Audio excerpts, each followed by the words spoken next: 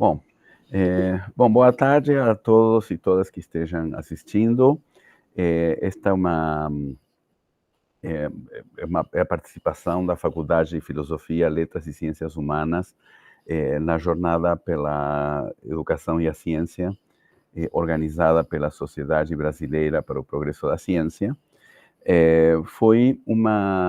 Está sendo uma jornada que foi organizada com pouco tempo de antecipação, como um modo, digamos, de multiplicar ações dentro do mesmo dia para reagir às possibilidades de cortes orçamentários em educação e em ciência, que é de público conhecimento que existe a probabilidade de que o governo federal implemente.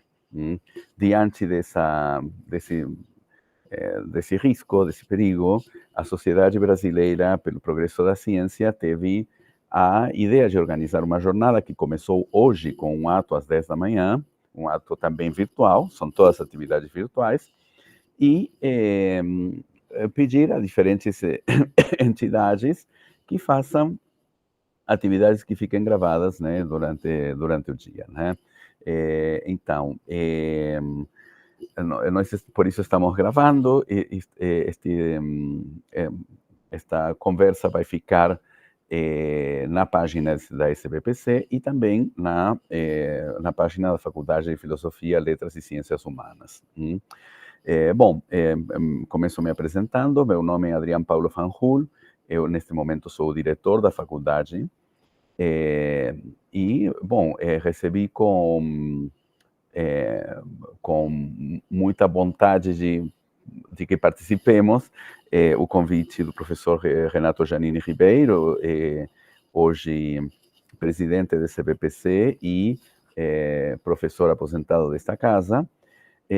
Então, organizamos o que foi possível neste curto tempo para não deixar de marcar a presença da faculdade, né? Eu quero, então, começar manifestando o apoio da faculdade, o apoio institucional a essa iniciativa da Sociedade Brasileira para o Progresso da Ciência. Vamos trabalhar da seguinte maneira. Primeiro vamos dar a palavra à professora Maria Ângela de Araújo, e depois ao professor Anselmo Alfredo, e eu depois vou comentar alguns aspectos de ambas as apresentações.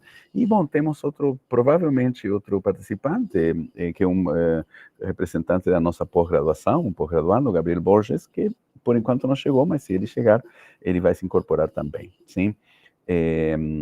Então, Maria Ângela de Araújo é professora no Departamento de Letras Clássicas e Vernáculas da nossa faculdade, trabalha mais especificamente na área de Filologia e Língua Portuguesa, e além de que parte do trabalho de docência, de pós-graduação da colega está bastante relacionado à formação docente, quer dizer, tem uma relação bastante direta com esse vínculo que a universidade estabelece com o campo educacional.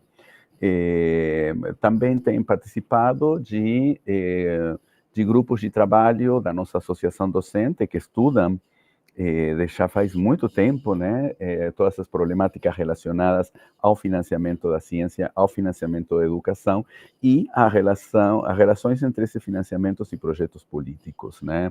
Realmente, nossa DUSP tem feito um grande trabalho que já vem de décadas, né, e que inclusive é referência de muitas, para muitas publicações e para muitas reflexões. Então, bom, vou dar primeiro a palavra a você, Maria Ângela, e agradecendo em primeiro lugar por ter aceito participar. Então, eu também, primeiramente, dou meu boa tarde a todas as pessoas que em algum momento, né, assistirão a essa gravação, e inicio agradecendo ao professor Adriano e cumprimentando aqui aos colegas da mesa também, professor Anselmo, né, não sei se o Gabriel participará, mas enfim, então, agradeço a oportunidade, né, de estar aqui, constituir essa mesa intitulada Humanidades e o Financiamento da Ciência e da Educação, que está aí, né, sendo organizada no âmbito da Jornada pela Ciência e Educação, organizada pela SBPC, como já bem apresentou o nosso professor Adriano.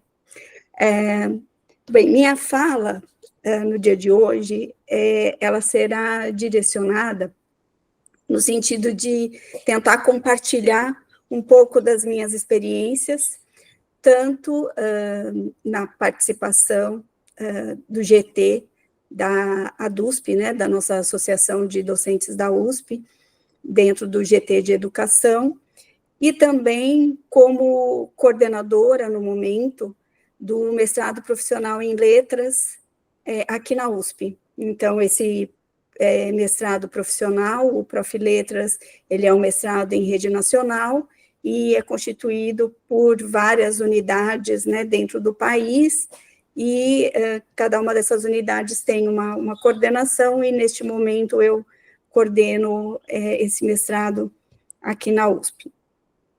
E para esta minha fala, eu pensei não apenas em falar a respeito dos cortes que o financiamento em educação tem sofrido, né, ao longo, aí, vamos ressaltar que, sobretudo, os últimos tempos, né, mas eu também gostaria de relacionar esses cortes a outras iniciativas a que nós temos assistido e que, a meu ver, têm retirado a possibilidade de que a gente possa oferecer uma educação pública de qualidade.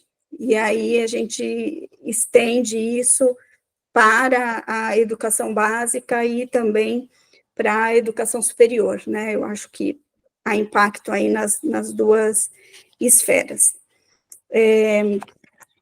E aí, bem, eu gostaria, né, para iniciar, falando desses cortes, e aí pensando aí na nossa história mais recente, eu acho que a gente pode citar, primeiramente, a questão do teto de gastos, né, que foi implementado aí pela PEC 241, aprovada em 2017, né, durante o governo do Michel Temer, que congelou, então, os gastos, né, em todas as esferas. Então, a educação passou a ter, né, o seu limite aí fixado. Então, embora a gente possa ter demandas, né, que possam advir aí da intenção de melhorar, né, a nossa educação pública, isso está, né, a partir desse momento, ficou realmente sem possibilidade de que houvesse, né, alguma ampliação. E, na realidade, a gente pode pensar até em perdas, né? Agora, atualmente, também no nosso atual governo, nós também temos o arcabouço fiscal, que também nos colocou aí numa instabilidade, e nós aqui das universidades de São Paulo, né, das universidades públicas de São Paulo, temos também uma insegurança sobre como será o financiamento para as nossas universidades. Então, isso tudo nos coloca numa situação bastante complexa, né?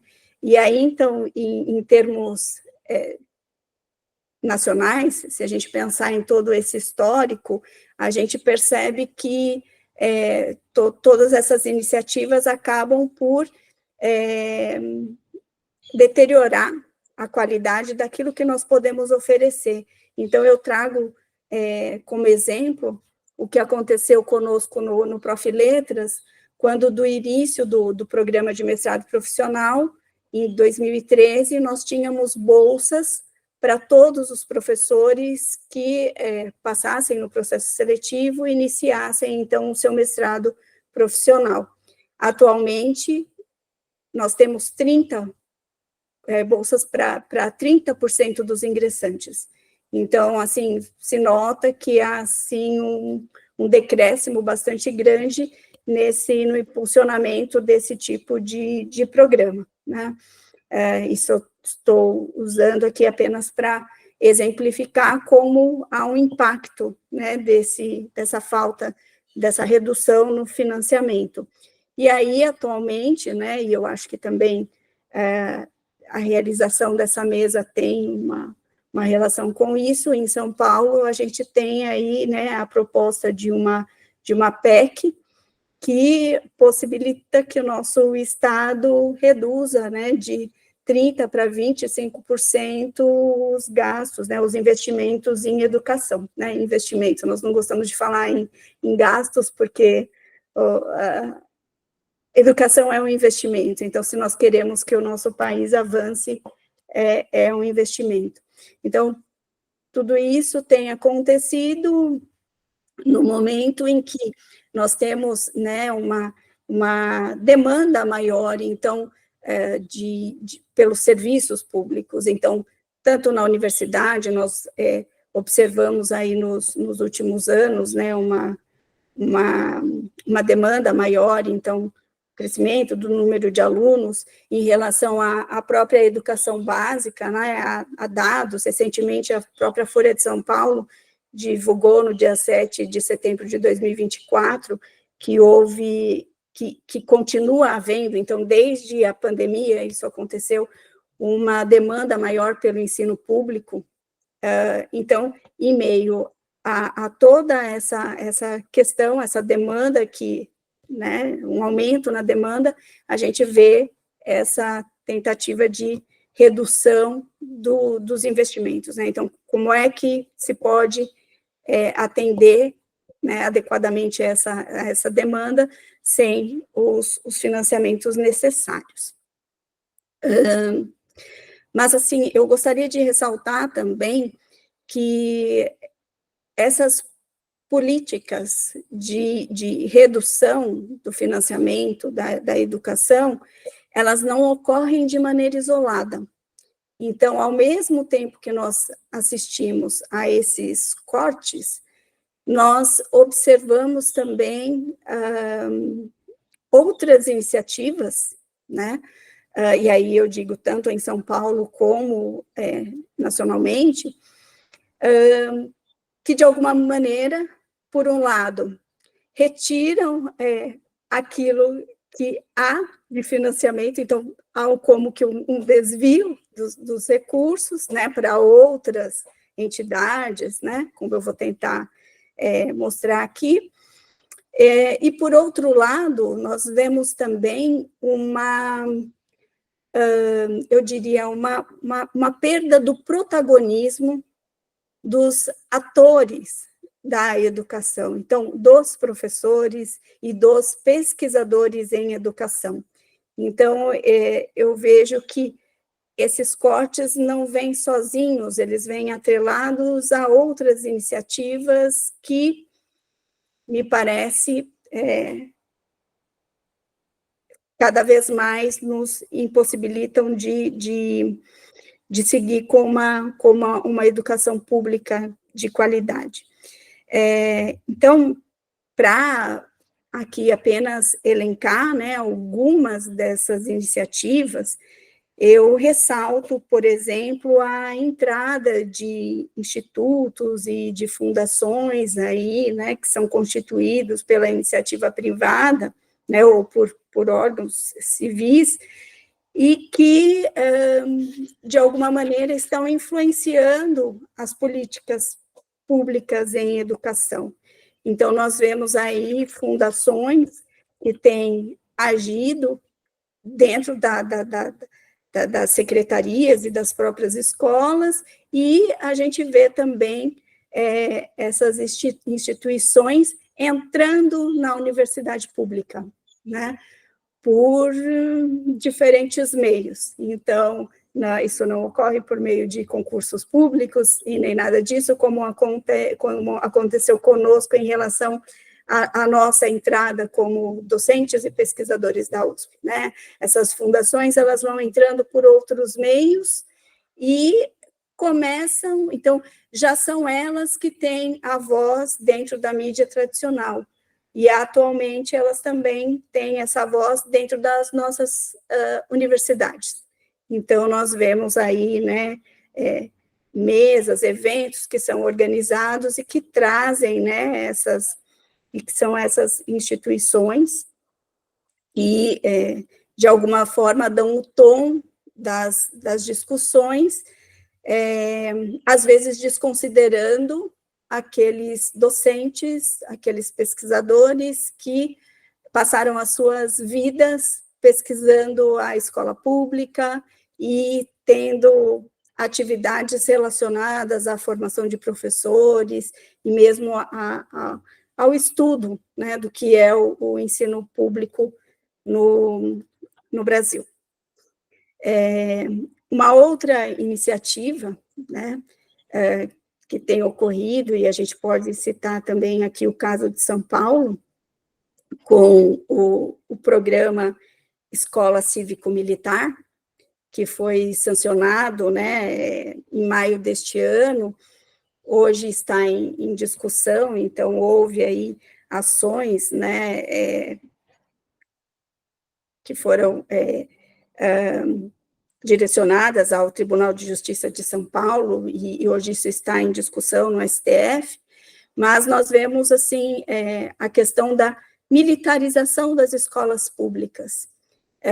Essa é uma iniciativa que também tem ganhado bastante espaço dentro do Brasil, então não é algo localizado em São Paulo, isso é abrangente, está aí, né, em todo o Brasil, e, a meu ver, aí nós temos duas questões que se colocam que me parece estarem atreladas àquilo que eu já destaquei aqui, que é o fato de que, por um lado, nós vamos ter algum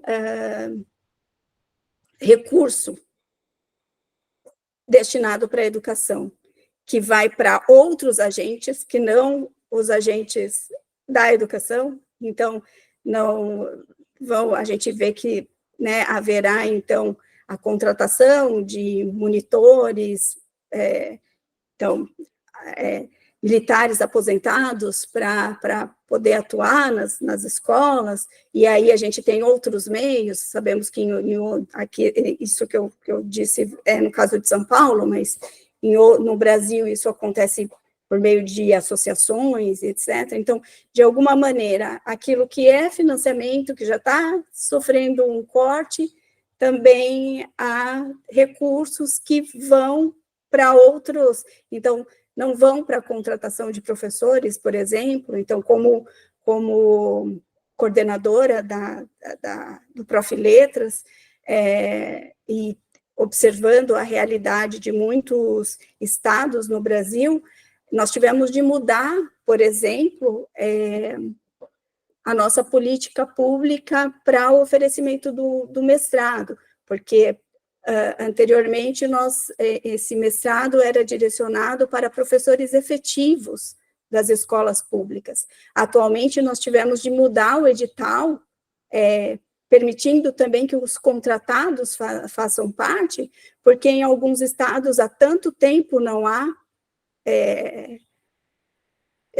concursos para contratação de professores, que o mestrado já não estava atingindo, então o programa não atingia os professores que estavam, né, efetivamente trabalhando, né, em diversos estados.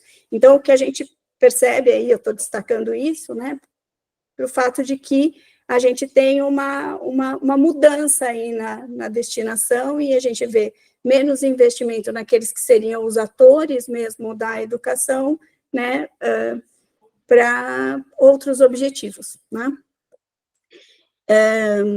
Também destaco aqui uma outra iniciativa, né, que, a meu ver, é bastante complicada, que é a questão da informatização e da plataformização dos materiais didáticos.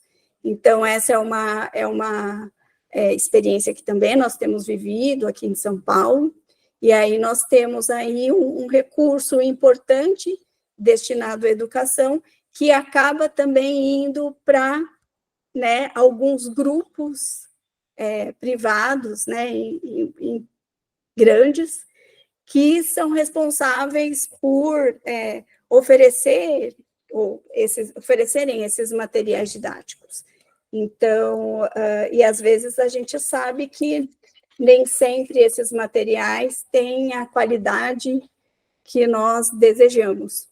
Então, essa é uma iniciativa que também, né, parece ter se disseminado pelo Brasil, e também traz aí uma consequência que, para mim, é deletéria para a educação, que é o fato de que cada vez mais os nossos professores têm autonomia para agir em sala de aula, né? Então, cada vez mais eles têm materiais que eles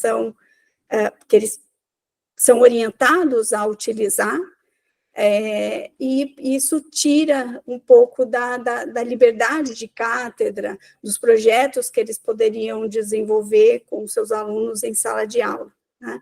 Então, é também uma iniciativa que me parece problemática.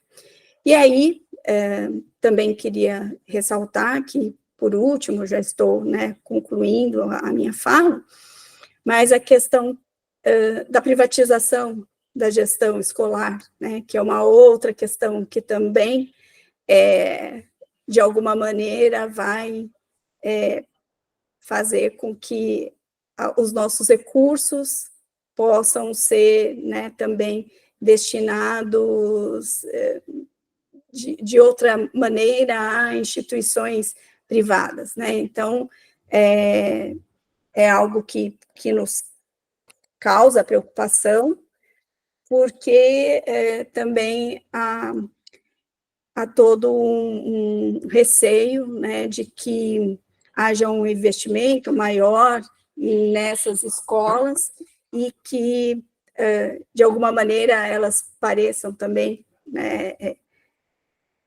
devido a esses investimentos, né, melhores do que aquele ensino público que nós estamos oferecendo até o momento. Então, acho que tudo isso causa, assim, uma preocupação. Então, assim, por fim, concluindo a minha fala, eu quis relacionar um pouquinho essa questão dos cortes com outras iniciativas que vêm ganhando força, né, em nível estadual, em nível nacional também, e que me parecem estar retirando, né, o protagonismo daqueles que se dedicam e se dedicaram há muito tempo à educação pública no Brasil. Então, tudo isso que eu estou dizendo, né, todas essas informações aí que eu levantei e que eu trouxe aqui para a discussão, de alguma maneira, elas trazem para a discussão de políticas públicas atores outros que não aqueles que tradicionalmente e que construíram ao longo do tempo, né, todo um saber em torno daquilo que seria uma educação de qualidade.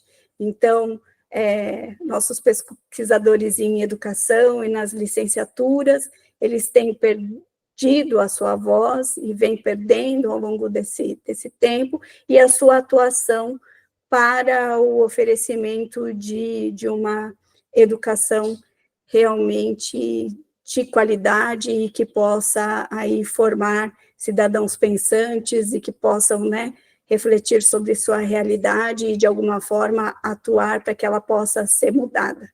Então, acho que seria essa a minha contribuição.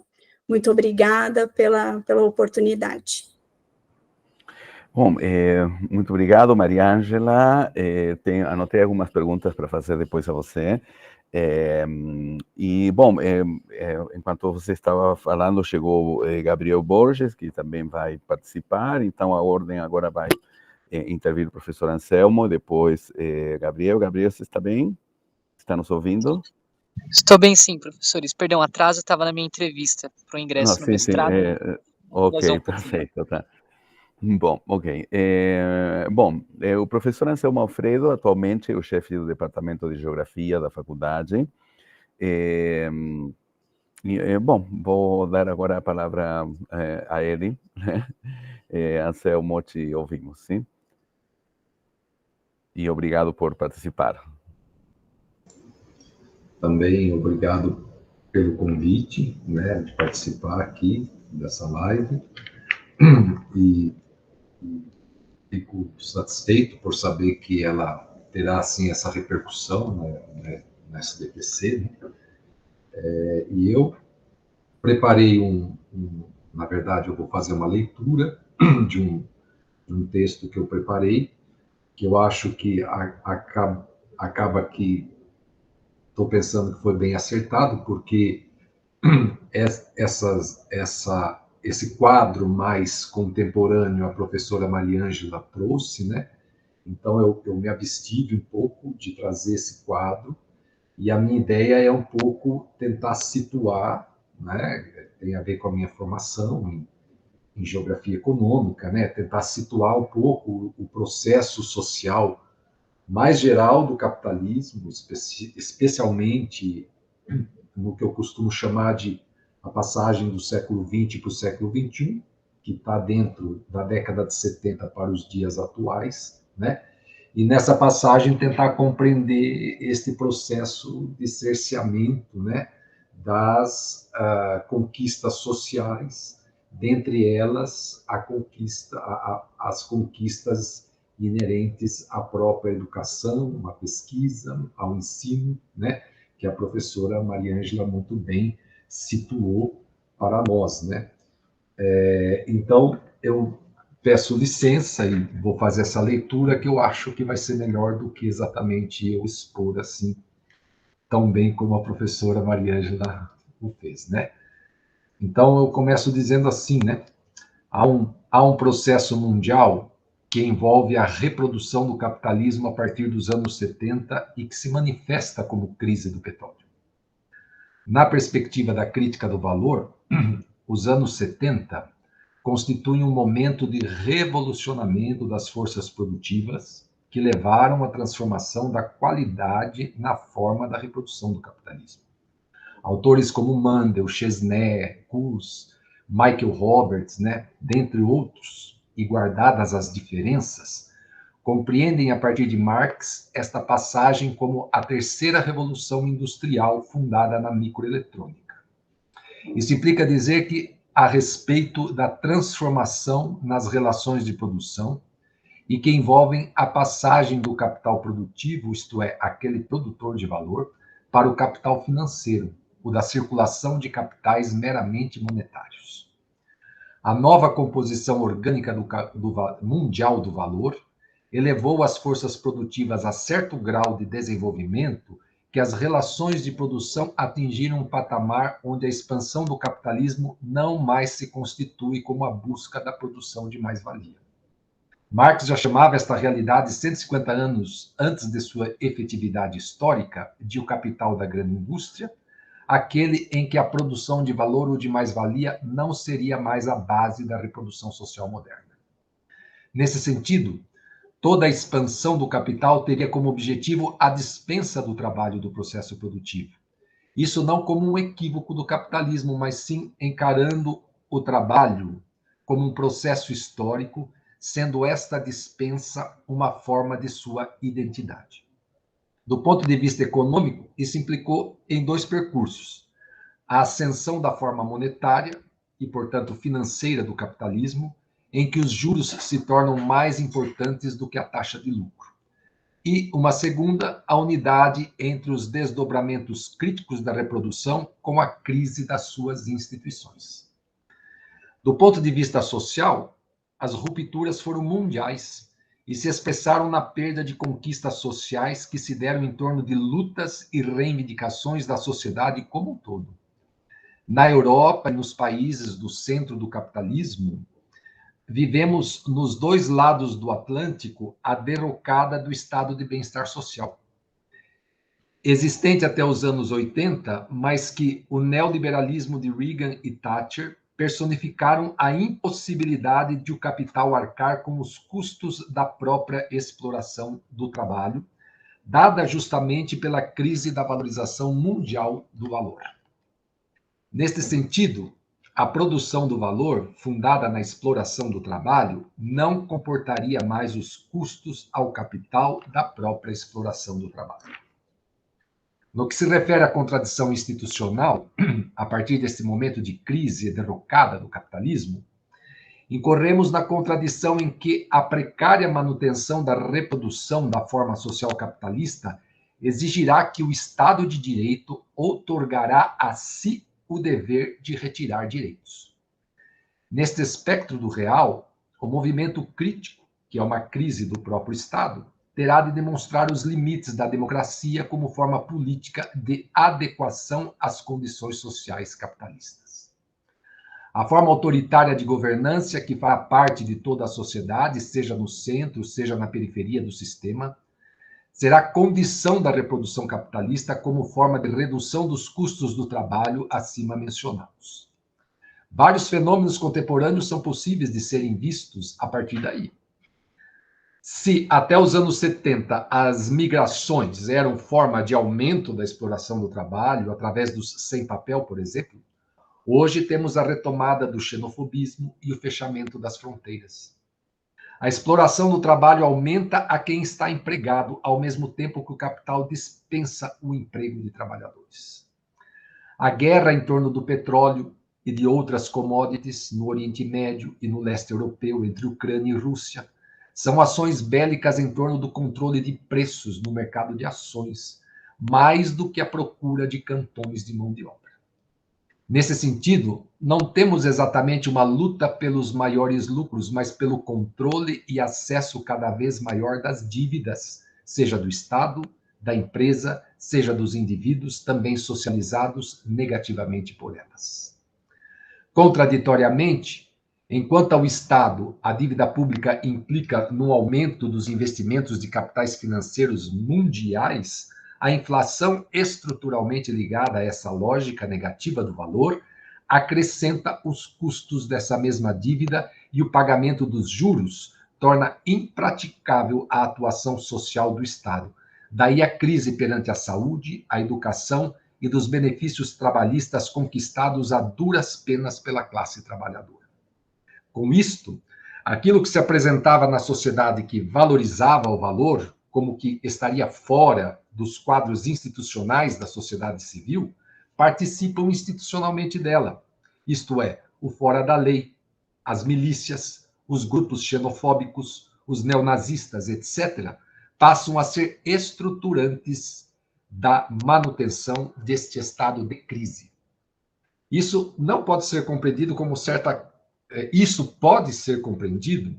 certa crise categorial da sociedade moderna, em que trabalho, lucro, valor, salário, Estado, etc., não mais respondem, mesmo que ilusoriamente, aos questionamentos propostos pela própria forma social, e com isso a própria crítica, juntamente com a crise econômica, política e social, entra em crise.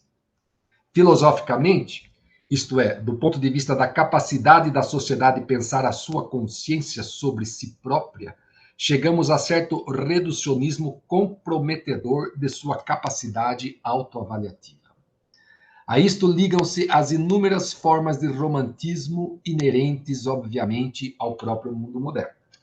As vãs tentativas de restaurar o trabalho, o Estado, a democracia, a família nuclear e sua heterossexualidade, adequada ao trabalho produtivo, dentre outras, expressam o limite da crítica às estruturas sociais do capitalismo em franca derrocada. Se o capitalismo se constitui como a prevalência do econômico sobre o social, a crise econômica será a imposição de sua lógica no limite de certa contradição nos próprios termos, porque agora, mais do que nunca em sua história, a vida tornou-se dispensável, já que se apresenta somente como mero custo, não mais como trabalho produtor de valor. A educação, assim, não se sustenta mais no fetichismo de que é a preparação do indivíduo para o trabalho, como solvência de todos os problemas, dada justamente a crise do trabalho e a percepção social da mesma. Neste invólucro crítico que, como dissemos, envolve uma crise da sociedade civil, a reflexão e a forma reflexiva aparece como inócua, desnecessária e pura perda de tempo, numa realidade que exige cada vez mais respostas imediatas para a solução de problemas vinculados à reprodução da vida cada vez mais prementes. Ao mesmo tempo, as respostas são cada vez mais insatisfatórias, tanto pela crise categorial quanto pela redução do pensamento reflexivo. Isto, aliás, funda a possibilidade de certa justificativa da redução de investimentos que encontra com muita dificuldade resistências ao projeto neoliberal. É como se a sociedade concordasse com a limitação da educação, da escola, do pensamento crítico no universo de sua vivência cotidiana. Aplastada pela crise do trabalho, identificada com o impossível acesso ao mesmo pela educação indica uma consciência que não consegue justificar a manutenção da mesma. Penso que é na formação desta consciência que o projeto neoliberal ganha certo apoio objetivo da própria sociedade. A ultra-individualização do sujeito socializado pelo capital, numa concorrência em que cada um torna-se empresário de si mesmo, seria o desdobramento desta situação da consciência acrítica no seu patamar mais grotesco da história recente do capitalismo. A própria luta pela educação tende a borrar a circunscrição de sua importância, impondo um desafio da luta que deve alçar a outras dimensões talvez nunca antes vistas. Com isso, tornou-se premente indicar o sentido de uma educação ou formação que não esteja sob os ditames do trabalho, dado sua crise e o transparecer da impossibilidade de o mesmo ser a solução das mazelas sociais. Do ponto de vista da crítica, não se trata de resgatar o trabalho como solução possível, mas de compreender a sua própria crise como algo identitário de si, do trabalho, visto se constituir como um processo negativo, não como um dado ou um fato social. Portanto, quais horizontes teóricos, filosóficos, reflexivos se apresentam como sentido da educação e da formação e que fundamentam nossos argumentos?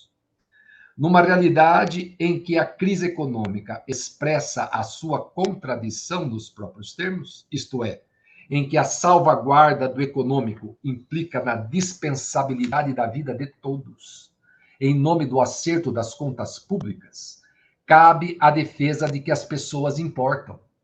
Mas de que maneira constituir este argumento? Há que se retirar a identidade entre trabalho e vida, lucro e vida, o que estabeleceria a compreensão de que o fim do capitalismo não se identifica com o fim do mundo ou da existência sobre a Terra, o que nos põe um desafio teórico e prático. Na esfera prática, a crise do capitalismo, como mencionamos, leva à tentativa do convencimento de que os indivíduos ou a própria sociedade é desnecessária.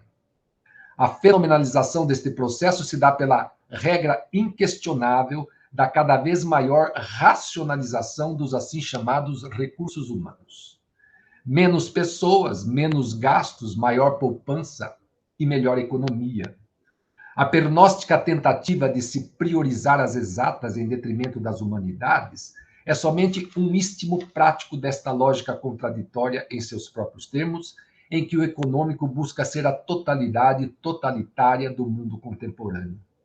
O genocídio estrutural do capitalismo em sua crise no século XXI, com a busca de eliminação da face da terra de palestinos, ucranianos, dos desempregados no centro de São Paulo, dentre outros, é o ápice a que a salvaguarda econômica atinge, em sua contradição ao social propriamente dita, em que mal se esconde o holocausto do nosso tempo. Com isso, o desafio é o de retomarmos o aprendizado a respeito da convivência com nossos pares, para além de certa relação de custo-benefício, ou seja, que a racionalização humanitária deve se contrapor uma vivência cada vez mais integradora de pessoas, indivíduos, grupos sociais, conjuntos sociais, pelo que se tem a oferecer para uma reprodução social diferencialista e, assim, que rompa com o unitarismo econômico que se torna a economia política neoliberal de nosso tempo. É nesse aporte que as humanidades ganham em importância. Para isso, é necessário fomentar o debate, as discussões, de modo a haver comprometimento do pensamento crítico na defesa do conhecimento, da universidade, do ensino fundamental e médio, que ofereça formação ampla, variada e que almeje acessar a consciência social do ponto de vista da importância da relação entre conhecimento e sociedade, mais do que conhecimento e trabalho. Por fim, se não é pelo e para o trabalho a proposta da formação crítica, há que se considerar que qualquer que seja a realidade social a que estejamos vivenciando, ou que vivenciaremos em tempo não muito distante, o exercício da reflexão é fundamental para que estejamos preparados para os desafios vindouros. A mera adequação matemática de nossa consciência ao mundo presente é um limite a ser urgentemente ultrapassado, e isso exige nossa atuação diante do debate e da organização social na luta contra a precarização da educação.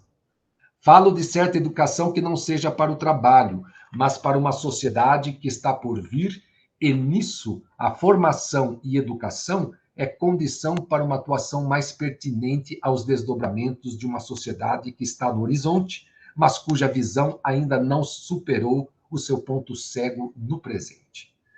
Bom, então espero ter contribuído e lançado uma semente em solo fértil para que a nossa luta ganhe em extensão e intensidade. E, mais uma vez, obrigado pela oportunidade. Muito obrigado, Anselmo. Espera aí, Adriano, que eu não estou te ouvindo. Pronto. Sim, muito obrigado, Anselmo. Também anotei algumas coisas para perguntar. E agora vou passar a palavra a Gabriel Borges, pós-graduando e representante discente várias vezes na nossa unidade.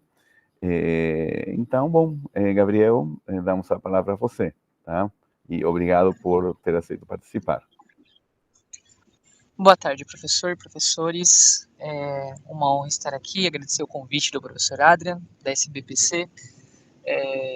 Acho que é um papel social que a nossa faculdade cumpre nesse momento, está fazendo esse debate à luz de ataques profundos que nós temos sofrido, né?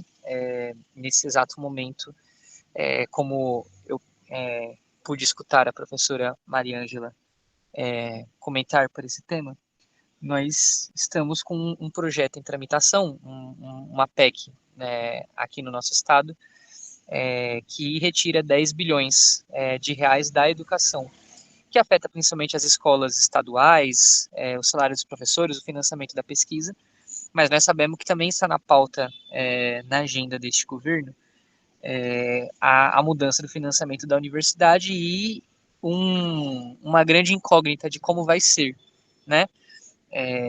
Sabendo que também existe nas gavetas da mesa da Alesp um projeto como o SIGA, de um deputado do Novo, que desenterra mais uma vez a ideia de cobrar mensalidade dentro das universidades, que é um plano, um projeto que apareceu outras vezes ao longo da nossa história, certo?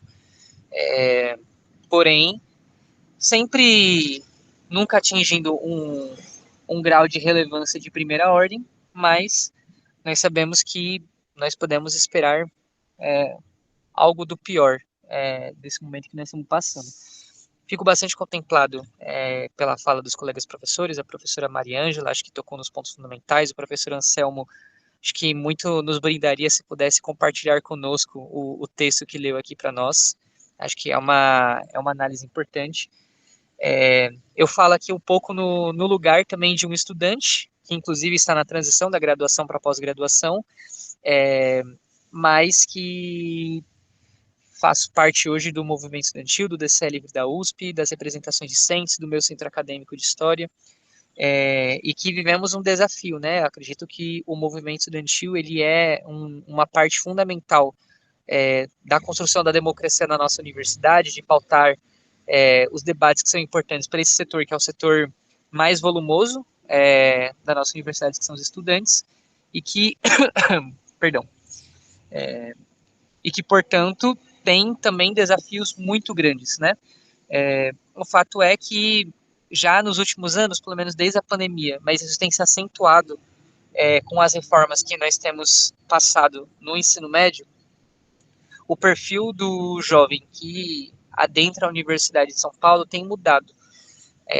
Alguns anos atrás, quando nós falávamos da mudança desse perfil, muito nós falávamos sobre a importância das cotas, no quesito da mudança do perfil socioeconômico, inclusive racial, das vivências que começam a enriquecer a nossa universidade. Chegam na pós-graduação e você tem abertura de novos horizontes de pesquisa, novas perspectivas que rejuvenescem a produção de pesquisa no nosso país.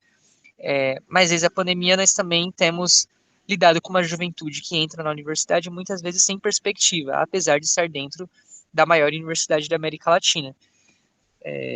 E eu acho que os professores passaram muito bem por vários dos elementos que colocam essa situação hoje para a nossa juventude. Primeiro, a maior parte da nossa juventude hoje, infelizmente, não está dentro das universidades, se qualificando para se formar nas áreas superiores hoje da produção do conhecimento, da própria produção dos bens materiais da nossa sociedade. A maior parte da nossa juventude, inclusive, sai do ensino médio e é colocada numa lógica de trabalho, muitas vezes a tal da escala 6x1, que está em debate muito efervescente na nossa sociedade, ainda bem, porque isso tem feito com que cada vez menos as pessoas, os jovens no ensino médio, chegando no terceiro ano, tenham vontade de prestar o vestibular, tenham desejo de prestar o vestibular. Os números de inscritos no Enem não me deixam mentir, né? Em 2014, nós tínhamos uma cifra que já em 2024 é 10 milhões a menos. Se os números não me enganam, é algo nessa cifra. E mesmo a juventude que entra na universidade, muitas vezes por um decréscimo do próprio padrão de vida do Brasil nos últimos anos, tem trabalhado mais e, portanto, vivido a própria universidade de uma maneira diferente. Então, uma lógica que é muito mais ligada ao trabalho e que vem para a universidade, assiste a aula, vai embora, não tem muitas vezes o tempo, até mesmo para poder se alimentar na universidade, para ter uma vivência, para poder, inclusive, onde entra o nosso desafio, se envolver no movimento estudantil, se engajar nessas questões que geralmente elas apontam para os nossos problemas internos da universidade, mas que dialogam muito com os problemas externos também. Afinal de contas, quando nós fazemos uma campanha para abrir uma sala de estudos no nosso prédio, ou por alguma reforma de grade de disciplinas, ou por algum problema estrutural na nossa sala de aula, na ProAluno, isso tem a ver com o financiamento da universidade também. Isso tem a ver com o quanto do produto social tem sido investido na educação, na produção de ciência, na qualificação dessa juventude que cada vez mais tem sido vista pelos governos como uma bucha de canhão, como uma geração perdida, como um excedente no qual não se vale a pena investir. E hoje nós passamos por esse desafio no movimento estudantil. Como que nós somos um movimento que dialoga com essa nova realidade de estudantes cada vez mais trabalhadores, com menos tempo à disposição, sabendo também que a conjuntura nos exige lutar mais, ter mais disposição para a luta e fazer aquilo que o movimento estudantil sempre fez historicamente. Tomar as ruas, as passeatas, os congressos da UNE, da UEE, da NPG, dos DCEs, e esse é o momento que nós estamos passando, né? Hoje no DCE Livre da USP nós temos uma concepção de que nós precisamos cada vez mais transformar a luta interna dentro da universidade, essa luta pela melhoria das nossas condições de cotidiano mais sentidas, né? E eu digo principalmente com relação à infraestrutura, ao bandejão, à fila dos circulares, ao acesso às bolsas de permanência, às bolsas de pesquisa, a possibilidade de a pós-graduação ser uma perspectiva para os jovens que estão concluindo essa graduação, essas suas demandas mais sentidas, elas se conectarem com essa pauta geral de enfrentamento do neoliberalismo, de enfrentamento aos cortes, de valorização da ciência, da soberania nacional, e os fóruns do movimento estudantil e, com certeza, com o apoio dos professores, dos funcionários técnicos, dos pesquisadores, se enriquece no sentido da gente conseguir escapar desse labirinto e superar essa dificuldade. Com certeza, e a experiência prévia nos demonstra isso, nós somos mais fortes porque nós lutamos em categorias conjuntas, né? Esses ataques na educação, eles afetam professores, afetam estudantes, afetam os técnicos administrativos, que também são um setor muito importante dentro da universidade, sem a qual ela não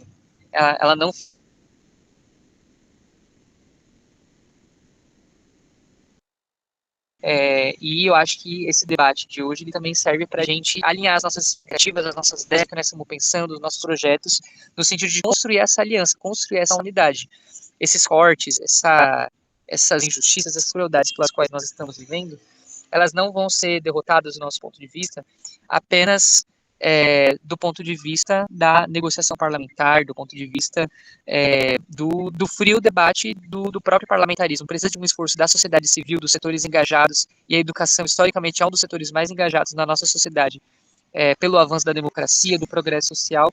Enfim, essa unidade ela é fundamental para nós conseguirmos barrar esses golpes e sair de uma lógica defensiva também e ir para uma lógica ofensiva. Um movimento da escala 6x1 mostrou que isso é possível. Uma pauta que atinge centralmente a contradição do capital e do trabalho no nosso país e no mundo. É uma luta global, a redução da jornada de trabalho. E hoje a juventude tomando as ruas ao lado do movimento estudantil, mas com esses jovens que estão na reposição de supermercado, que estão trabalhando dentro do shopping centers e muitas vezes passando o dia inteiro sem saber quando amanhece, quando escurece, tem conseguido impor um ritmo, uma dinâmica na luta social no nosso país, que tem imposto uma ofensiva, tem não só se protegido de ataques que nós sofremos no último período, mas também feito avançar pautas. Então, há muito tempo, uma pauta como essa, uma pauta sindical que diz tanto a respeito aos jovens e cada vez mais, como eu estou defendendo, respeito aos jovens universitários, tem conseguido atingir o topo da pauta na conjuntura no nosso país.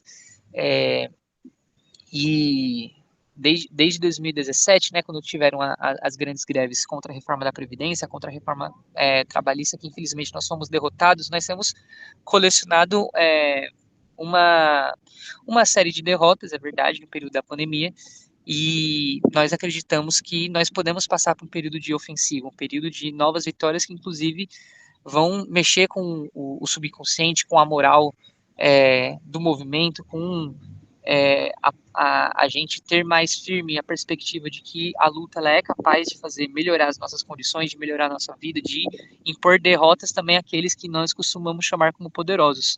Então, quis fazer uma fala mais breve, inclusive estou aprendendo muito aqui com a fala dos professores, mas fazer esse apelo de que essa unidade entre os setores, como eu acho que esse evento que nós estamos construindo aqui tem contribuído, é muito útil, não só para a gente enquanto categoria, mas para toda a sociedade brasileira, para toda essa juventude que nós, enquanto DCE, estamos representando, estamos falando, e com certeza, se isso se efetivar, tempos melhores virão. É isso, eu queria agradecer mais uma vez por ter escutado, pelo tempo, e espero continuar aí aprendendo com os professores nas próximas falas.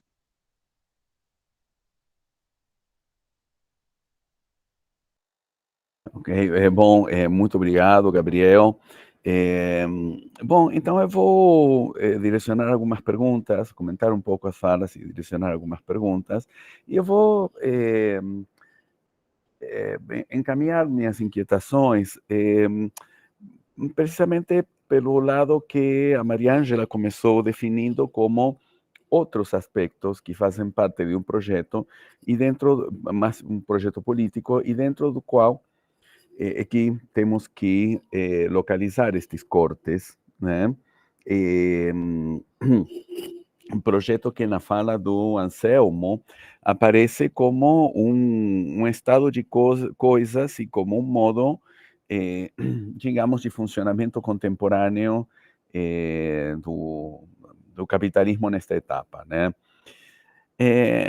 Então, pensando nas iniciativas que Maria Ângela comentava sobre a PEC em São Paulo, sobre a militarização das escolas públicas e a plataformização do material didático, eu queria comentar algumas coisas a partir dali.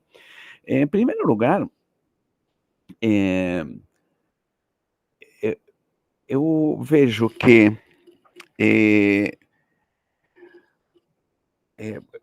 paralelamente com estes rumores, ou com esta, mais que rumores, digamos, com esta ameaça de cortes, no país está acontecendo algo que parece insólito, né? Que é revelado um plano golpista e criminal, né, digamos, de assassinar o presidente, o vice-presidente, um membro do Supremo Tribunal.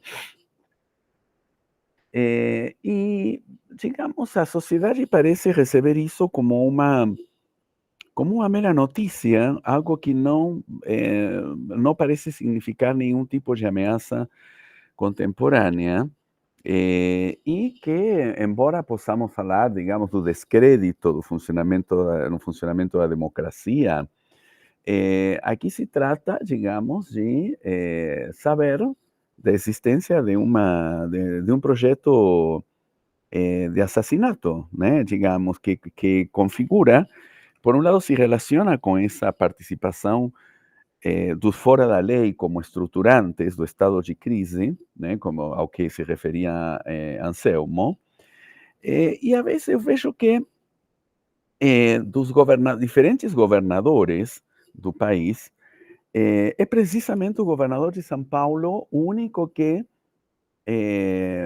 aparece diretamente produzindo, diante destas denúncias, defendendo Bolsonaro, defendendo os militares envolvidos, né? Quer dizer, o principal estado do país, o governador se solidariza com pessoas que disseram que iam matar o presidente, o vice-presidente e um membro da Corte Suprema, né?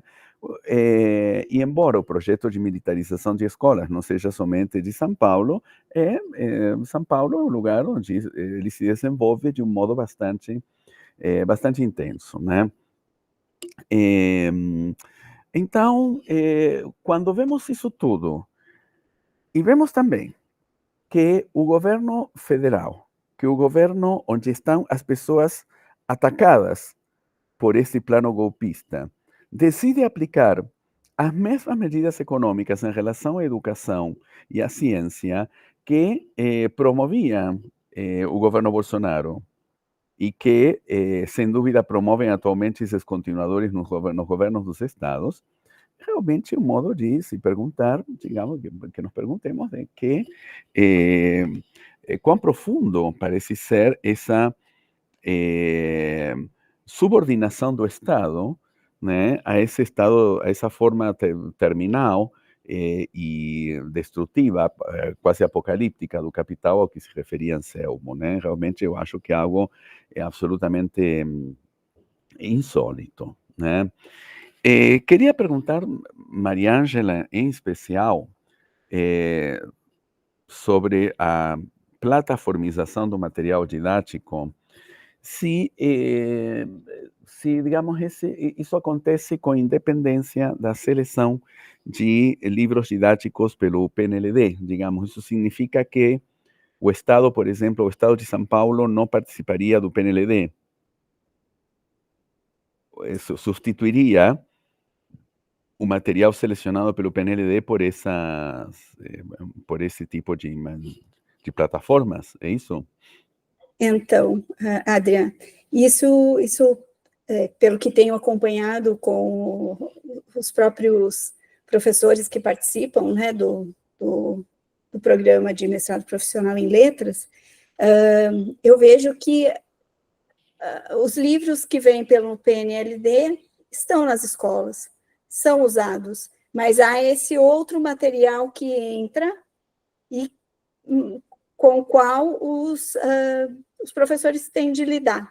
Então, assim, nós temos realidades muito particulares, né? Então, no Estado isso funciona de uma maneira, né, as escolas estaduais, nas escolas municipais, porque nós temos professores de vários municípios, isso também acaba sendo particular de cada município e do Estado. Então, por exemplo, nós temos municípios que têm os próprios materiais. Então, por exemplo, São Paulo tem o que eles chamam de currículo da cidade, que é um documento norteador, e a partir daí são produzidos os cadernos da cidade, que é um material didático que é utilizado pelos professores do município. E assim, em outros municípios, acontece da mesma maneira.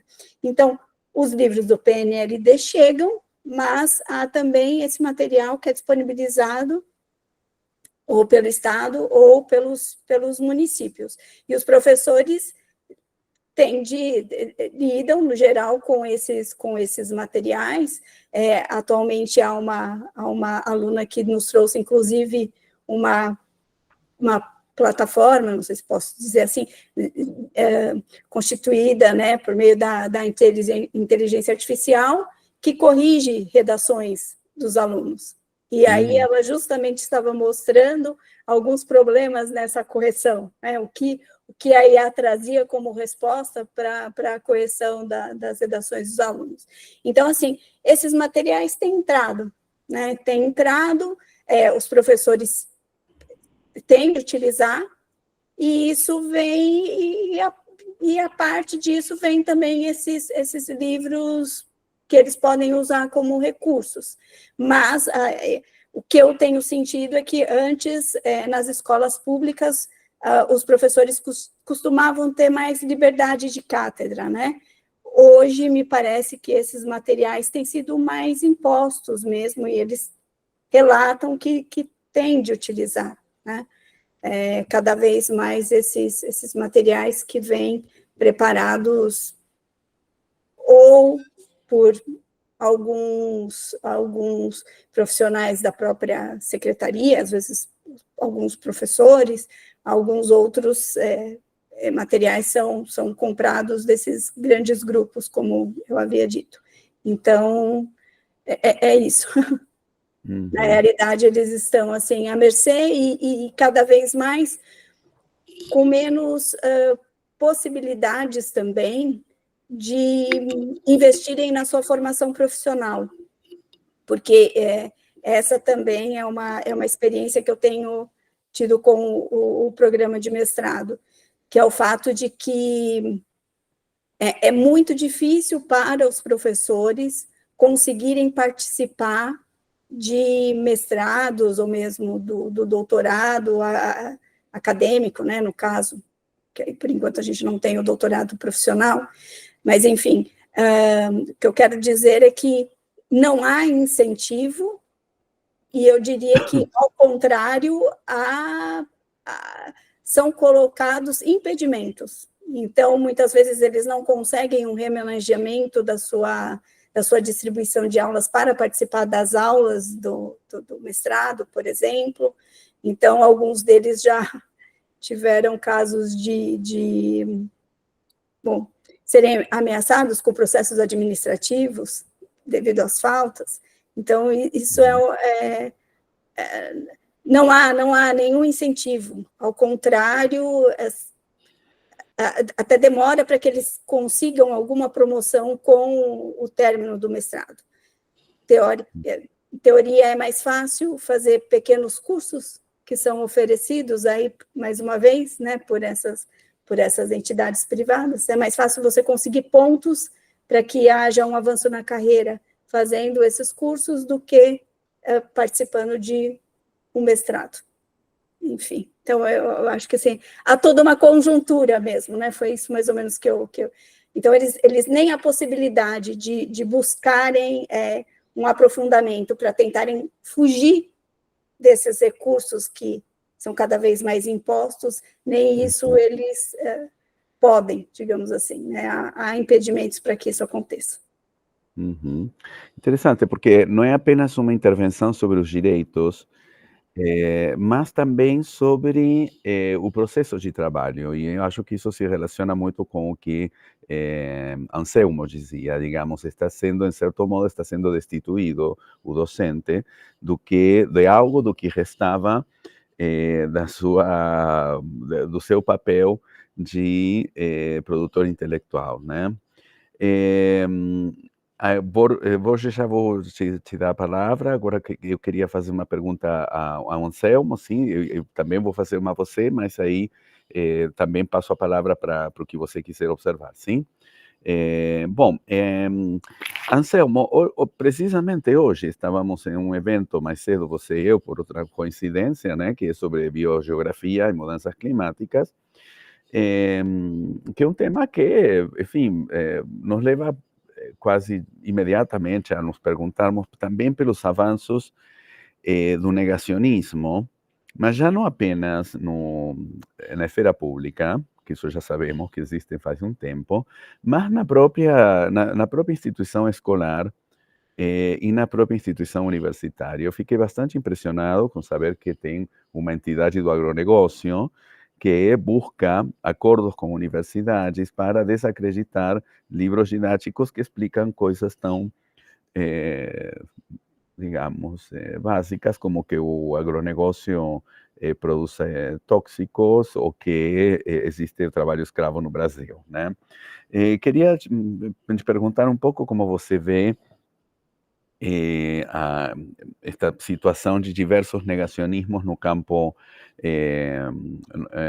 universitário e no campo da formação docente, se você quiser conversar um pouco sobre isso. Bom, eu tendo a pensar que nessa perspectiva que a partir da qual eu analiso, né, a sociedade contemporânea, né, de que há um desdobramento crítico, e esse desdobramento crítico, ele não é exatamente uma crise econômica, né? A gente pode dizer que a crise econômica fundamenta, mas ela institui aquilo que um autor que nós gostamos muito de ler, que é o Henri Lefebvre, ela institui um estado crítico. E o estado crítico é uma generalização de todas as instâncias da sociedade na crise. E inclui isso a crise da crítica. A própria crítica entra em crise. Ela é constitutiva, isso é constitutivo desse estado crítico. Bom, diante disto tudo, qual é o espaço que se abre, né, nessa sociedade no que diz respeito aos seus questionamentos? São respostas absolutamente imediatas. Então, na medida... Veja, também tem o Georg Lukács, que no Assalto à Razão, o Georg Lukács vai dizer, toda vez que a sociedade moderna entra num processo crítico, as respostas são cada vez mais imediatas e isso exacerba a possibilidade dos totalitarismos. Para ele, a década de 30, Hitler, Stalin, né, eles vão ser expoentes dessa forma de responder ao mundo a partir de questões imediatas, imediatistas e, às vezes, sem a menor reflexão. Então, no meu modo de entender, o negacionismo ele está dentro deste parâmetro teórico, intelectual e prático, né? Ele ganha condições de se repor e de constituir numa opinião na medida em que nós estamos vivenciando vamos dizer assim, a formação de uma consciência que não é de modo algum reflexiva, né? E isso tem a ver com a crise da educação, isso tem a ver com essas estruturas que estão cerceando, né, como bem apresentou a professora, que estão cerceando o desenvolvimento de uma educação e de uma consciência crítica de qualidade, né? Então, negar, né, constituir esta perspectiva de negar os fenômenos, os processos que nós estamos vivendo, no sentido de ter um apoio social e ter essa aderência na sociedade, ela devém desse estado crítico que envolve a própria consciência crítica, né? Então, mais do que nunca, a gente precisa desdobrar a importância do conhecimento e da reflexão para que nós possamos dar respostas a uma sociedade que está numa mudança qualitativa muito significativa e que nós não temos exatamente respostas prontas, né? Nós não temos condição de dizer é assim, nós temos que admitir que é preciso construir o movimento dessa reflexão para sabermos o que pensar e o que fazer, né? Ao invés de partidarizar toda a resposta, ela se torna um partido do eu sou a favor, eu contra, né? Isso é um reducionismo que chegou à consciência social no século XXI. Não sei se foi no encontro aí, ao encontro da sua questão, né? Sim, claro. Bom, eu queria também perguntar algo ao Borges, que parece que teve que sair. Enfim, me interessou, obviamente, o chamamento à unidade na mobilização. E também algo que eu me perguntava, né? Digamos, nós vivenciamos em 2019, quando das tentativas do governo Bolsonaro e do ministro Weintraub naquele momento de cortar, digamos, contingenciar, como diziam, o orçamento, principalmente aí universitário, vivenciamos algumas mobilizações realmente de porte, né? Eu lembro uma em maio de 2019, a primeira, que foi realmente impressionante, essa na Paulista, e depois no Largo da Batata, uns 15 dias depois, foi toda uma sequência de lutas que naquele momento conseguiu frear os cortes, né? No meu país de origem, que hoje temos um governo que tem certas analogias com o que era o governo Bolsonaro, digamos, talvez é outro modo de ser fora da lei, não exatamente o das milícias, mas digamos que é outra dessas formas, digamos, novas formas da direita que parecem inacreditáveis. Bom, está vendo mobilizações, aí sim, realmente muito massivas, chegou a haver 2 milhões de pessoas na rua em Buenos Aires contra o congelamento orçamentário das universidades, né, num país onde chegou a haver 100% de inflação, e o orçamento previsto para as universidades será nominalmente o mesmo, quer dizer, a metade. Enfim, num contexto desses. Bom, e estou vendo muita dificuldade aqui para mobilização, né? Agora, Gabriel, estou retomando um pouco o que você falava em torno da unidade, porque era sobre isso que eu queria te perguntar, né? Porque unidade muitas vezes conseguimos entre as diversas categorias, sobretudo no plano, não apenas no plano da universidade, também quando o governo Alckmin queria fechar escolas, lembram? Essas ocupações de escolas pelos secundaristas, como conseguiram todo um apoio popular e um apoio de docentes. Eu lembro que eu ia com outros colegas na USP, íamos nas escolas ocupadas, enfim. E me dá a impressão de que está havendo bastante dificuldade de mobilização nesse aspecto, e aí queria perguntar pela sua opinião, Gabriel, já que você pegou bastante essa linha digamos, argumentativa na sua fala, né? Então, queria ver o que você pode nos dizer a respeito. Certo. Muito obrigado pela pergunta, professor. Peço perdão por ter saído rapidamente, tive que atender uma ligação urgente. Acho até interessante o exemplo que o professor deu. Eu mesmo comecei a me organizar politicamente na época da ocupação das escolas, quando eu fui presidente do meu grêmio. E de fato, foi muito importante, até para a perseguição que nós sofremos pós a reintegração da escola, o papel dos professores. Eu tive um professor temporário na minha escola que quase perdeu o emprego por ter defendido nós estudantes nos períodos mais acirrados daquela greve, daquela ocupação, na verdade. Eu acho que essa é a pergunta do milhão, né? Como que nós usamos a unidade para nos fortalecer, e nós abrimos um novo período. Porque o fato é que desde a pandemia nós temos tido essa dificuldade, há um certo refluxo. Eu acho até que durante a pandemia nós tivemos momentos importantes. Eu sou da opinião de que a derrota de Bolsonaro nas eleições de 2022, ela tem vários atributos. Mas o fato de, nos períodos mais duros da pandemia, ter tido mobilização popular em defesa da vacina, em defesa da democracia nos momentos que ela mais esteve em risco e que foram espaços de ampla unidade, foi fundamental para nós estarmos hoje num governo democrático e, por que não dizer, na própria democracia, que os fatos recentes que o professor, inclusive, colocou à tona, revelam que esteve por um fio.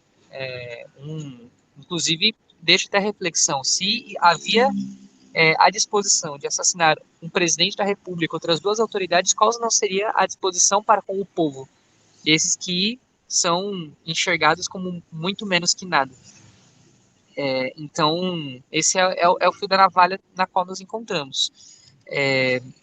Como sair dessa situação que estamos?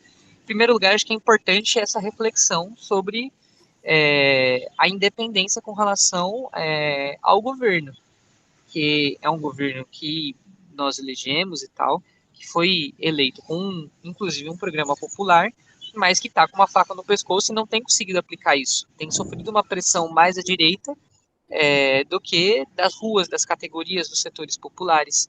Tem aplicado uma política econômica, como o professor Adriano muito bem disse, muito parecida com as medidas dos governos anteriores, arcabouço fiscal, corte de BPC, que é retirar de velhinhos e pessoas pobres com deficiência. Então é de uma crueldade que fica até difícil para as pessoas mais humildes e que têm até uma consciência política mais difusa conseguir diferenciar o que de fato tem mudado. Eu acho que existe, primeiro, uma necessidade de um trabalho que nós chamamos de diário sistemático e contínuo para reverter essa situação. Por que diário? Se for um trabalho que ele é feito apenas em período eleitoral, bianualmente, e em torno de 2 números numa urna, isso nutre, assim, uma ilusão de que as coisas vão sempre se resolver por dentro, nas negociatas do parlamento, e que nós atingiremos altos graus de justiça social por esses caminhos, e que a realidade se prova que isso não se verifica. Então é preciso um trabalho diário de construção de um programa que realmente ofereça respostas concretas para as pessoas. Sistemático, de forma espontânea. Vai-se uma vez, depois não volta, ou é um trabalho descontínuo que não tem um planejamento, não tem um método. Então é preciso que seja um trabalho sistemático também e contínuo. Você não pode ir uma vez e não seguir, você não fazer ser conhecido. Esse programa ele não enraizar, ele não capilarizar. Então nós dentro do movimento estudantil temos insistido nessa lógica de que nós precisamos de um trabalho diário, sistemático e contínuo.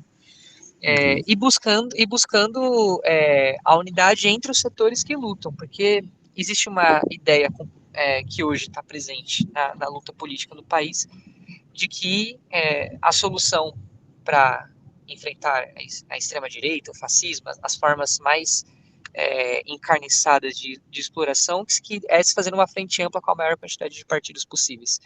E, na nossa opinião, o que determina se a nossa mobilização é vitoriosa não é a quantidade de partidos que estão no leque, mas a quantidade de povo, de setores que mais sofrem das nuances que nós vivemos nesse sistema e que, portanto, tem mais disposição de luta.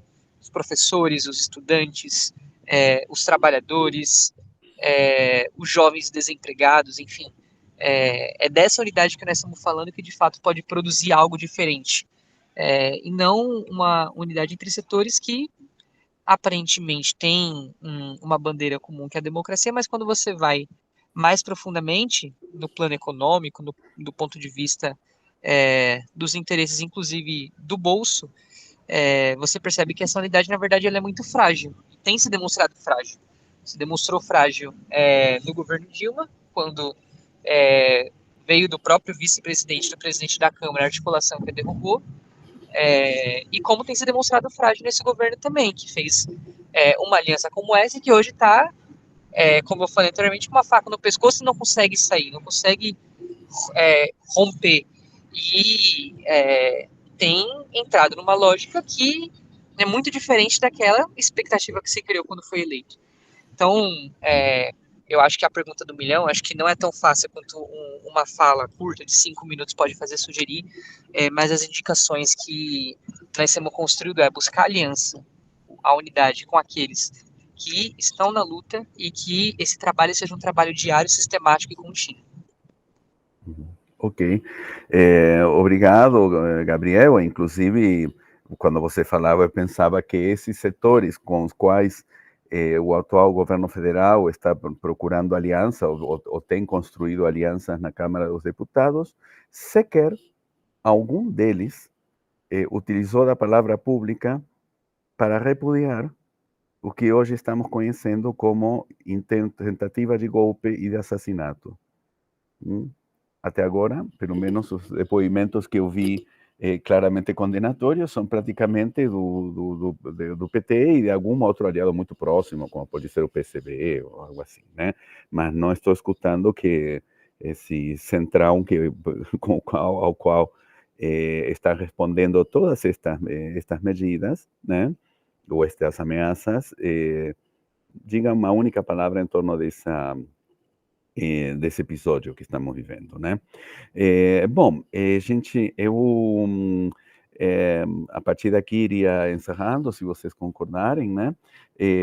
Enfim, esta mesa foi a tentativa da Faculdade de Filosofia, Letras e Ciências Humanas da USP de participar